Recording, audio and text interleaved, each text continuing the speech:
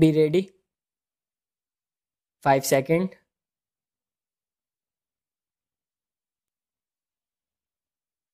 Start.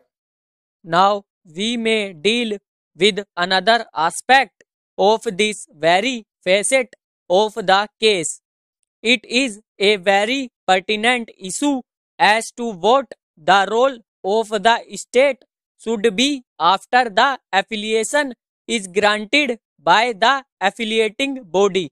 We have already discussed that the state opinion as contemplated under section 37 of the University Act, to the extent it admits to overreach, is reconcilable, and its results are not in its orientation to the directives of NCTE and void and inoperative to the extent they can be resolved, in which case clear precedence is to be given to the directives of NCTE during such resolution. The opinion of the state, therefore, as to be read and construed to mean that it would keep the factors determined by NCTE intact and then examine the matter for grant of affiliation. The role of the state government is minimized at this stage, which in fact is a second stage.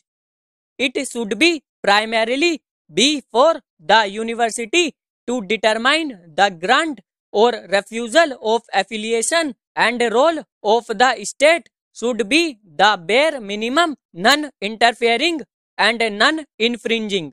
It is on record, and the regulations framed under the Act clearly show that upon receiving an application for recommendation, NCTE shall send a copy of the application with its letter inviting recommendations / comments of the state government on all aspects within a period of 30 days.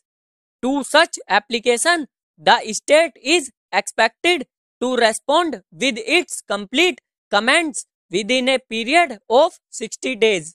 In other words, the opinion of the state on all matters that may concern it in any of the specified fields is called for.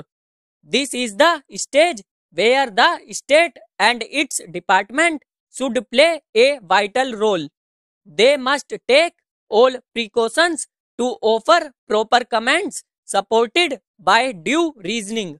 Once these comments are sent and the state government gives its opinion, which is considered by NCTE and examined in conjunction with the report of the experts, once it grants recognition, then such grant attains supremacy vis-a-vis the government as well as the affiliating body.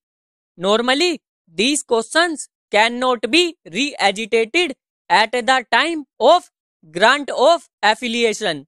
Once the university conducts inspection in terms of its statutes or act without offending the provisions of the act and conditions of recognition, that the opinion of the state government at the second stage is a mere formality unless there was a drastic and unexpected mistake or the entire process was vitiated by fraud or there was patently imminent danger to the life of the students working in the school because of non-compliance with a substantive condition imposed by either of the bodies.